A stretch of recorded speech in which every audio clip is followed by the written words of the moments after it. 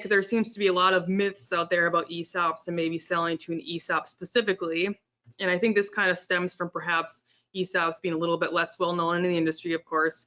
So on this slide, we do have a very, it's kind of a pretty long list of very common myths we hear out there. And if you're up to it, maybe just for the sake of time, we can go ahead and go a little bit rapid fire through these. Sure.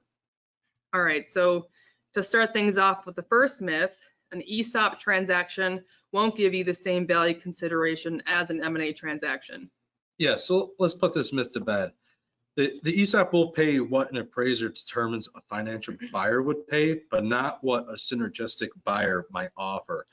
However, as previously discussed, after-tax proceeds may be similar between the two if the seller goes down the 1042 ESOP route and take advantage of capital gains tax deferrals. Yeah, and just to add to that, we've done a situation where we compare valuations of what we think you might get on the market versus an ESOP, and there could be a pretty big difference from an enterprise value standpoint, but like Nick said, if you consider the 1042, the after-tax proceeds could be very similar.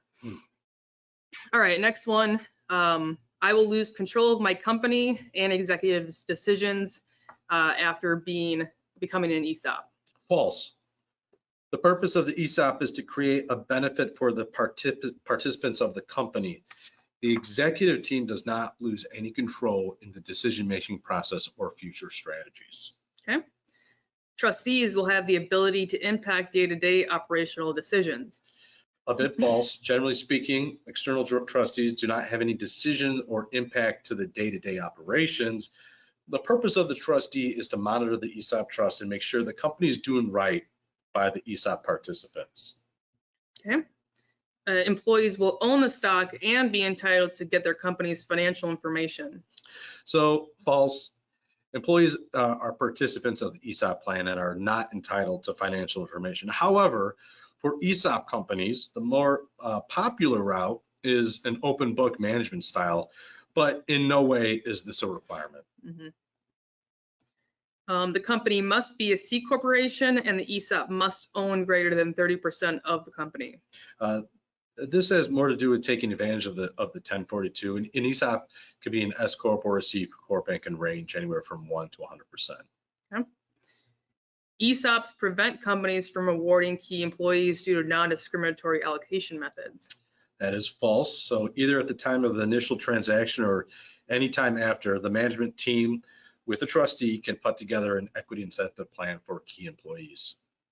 Okay. Employees don't have the money to buy common stock. Mostly false. It's not really a myth as much as employees participate traditionally in a non-contributory ESOP plan and they didn't need to purchase stock. However, there are ways, like I discussed, where participants can roll over 401k funds as an ESOP, but this is rare and it's traditionally a little more expensive. Mm-hmm. ESOPs are more likely to fail than traditional companies.